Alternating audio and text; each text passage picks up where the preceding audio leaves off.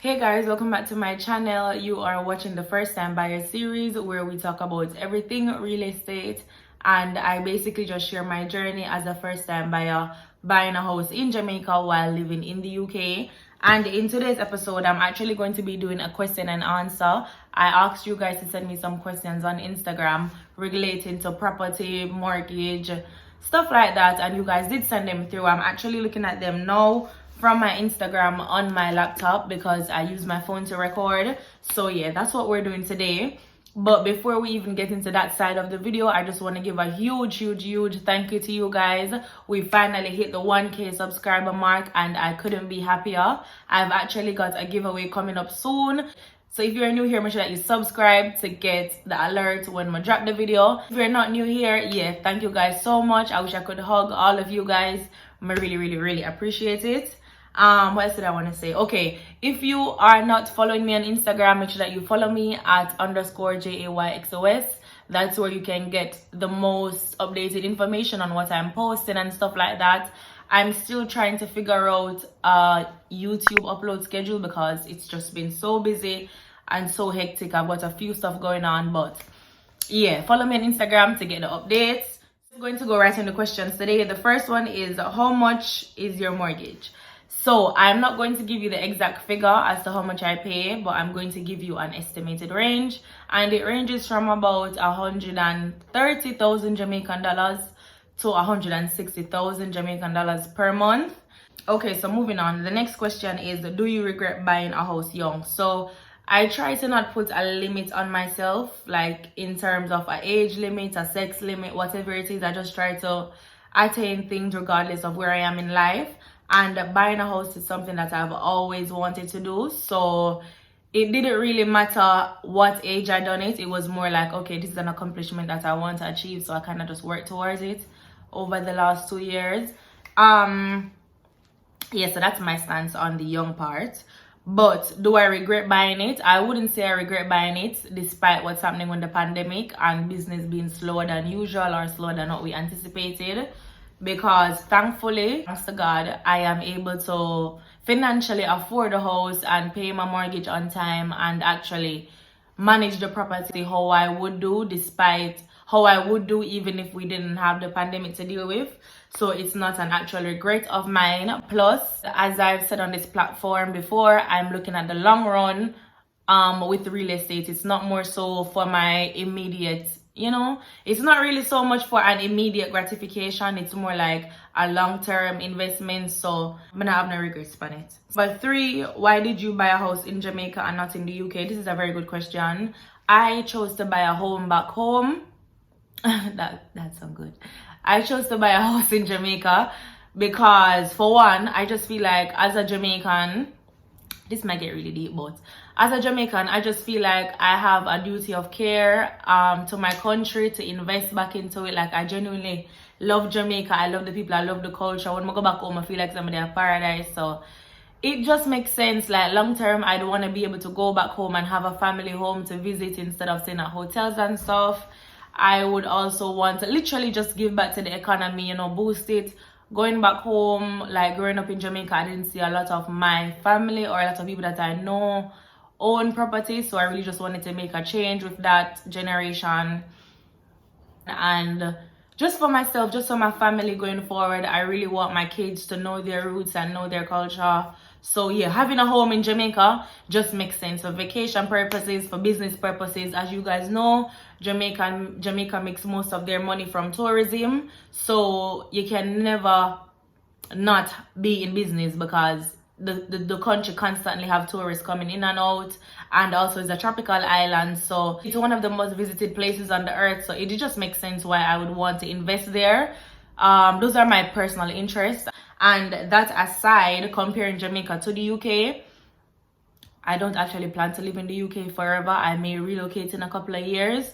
So if I was to buy a house here, it would simply just be for investment purposes as well, not an actual like family home. And in terms of prices, it was just more affordable for me to buy a house back in Jamaica than in the UK. I think I would have probably needed if not double, then at least triple of what I saved to get the house in Jamaica to actually get a house in the UK. And it definitely wouldn't be the same quality of house in terms of what I got. For the price that I got the house for in Jamaica, Mowden can get that in the UK. Even if I went outside of London, I don't think it's possible to get that same price. Or even if I did get the same price, it wouldn't be the same quality of house. You see me? So that's why I bought a house in Jamaica. And what else? What was the hardest thing? Okay, moving on, the next question is, what was the hardest thing with buying a house? For me, the hardest thing for buying a house. Oh yes, the hardest thing for me was definitely finding my closing cost. I really had a tunnel vision on the deposit, and I don't know, for some reason just having the deposit was just amplified in my mind. So I was really just set in stone focused on that. So I didn't really consider the total cost of the closing cost. I had some of it, but not the full closing cost. So while I was actually buying the house, I was actually still in the process of saving. So that was very difficult, like still trying to save while paying out, while living, while working a 9 to 5. Like, it was just really hard. I think that was the hardest thing with buying the house. And then moving on, another thing that I really struggled with, well, I didn't really struggle, but it was only possible because of the people around me and my friends that supported me, was definitely setting up the Airbnb. Because as you guys know, I actually donated a kidney to my dad probably a month. Yeah, I donated a kidney to my dad a month before I actually went to Jamaica to set up the Airbnb. So when I was there, I physically couldn't do a lot because I actually had a complication in surgery. So when I set up the Airbnb, my legs would literally just get so swollen. I would get... So I can feel myself rushing when I'm talking, guys. Sorry, I'm really working on that. But let me just repeat that. So when I was setting up the Airbnb in Jamaica, my physical mobility was very limited because of the complication. Yeah, how's the pain?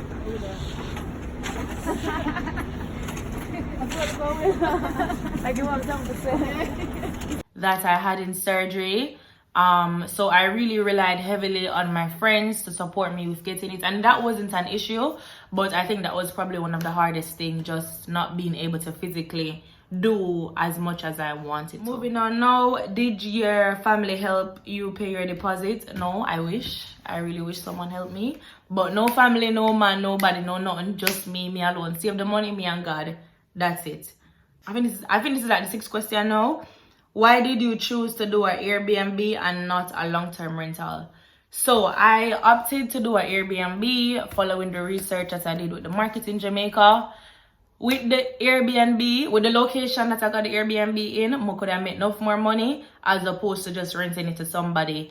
And like I said, the plan is always investment to make more money, to become more financially free. So I opted with the option that was going to make me more money, even though it had more risk involved. So that's why I chose to do the Airbnb. Also, I chose to do the Airbnb because I genuinely enjoy the hospitality service and I wanted to create a business out of it, potentially extending and having more Airbnbs and maybe even, I don't know, like looking after people, Airbnbs for them. Sorry guys, the lights are go dark.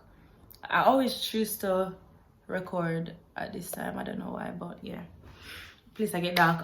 Yeah, moving on. What did I say? Oh yeah, I was saying, guys, yeah. So I chose the Airbnb also because I had a genuine interest in the hospitality business. So I just kind of wanted a foot in just to kind of understand how it works from the back end of being an actual host. Next question. How long did it take for you to get your first booking on Airbnb? It didn't take me more than 24 hours. I literally put it on Airbnb. Like, no, my team put it up the Friday.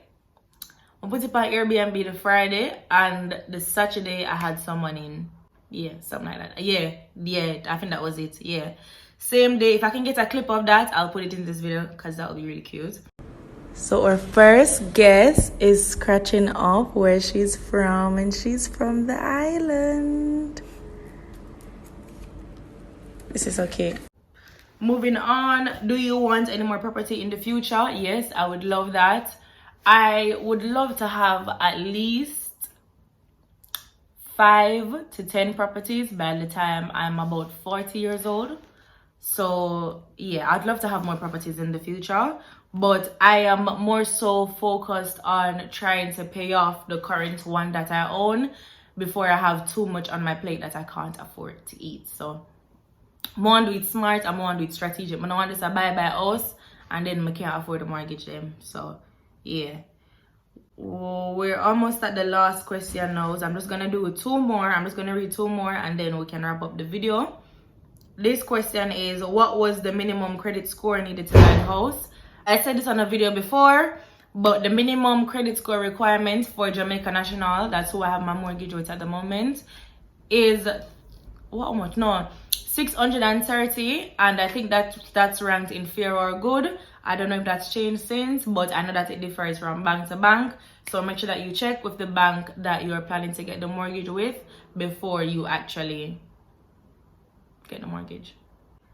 And the last question is a top tip for first time buyers. I actually did a video on this just last week, so just scroll up on the channel and you're gonna see the video.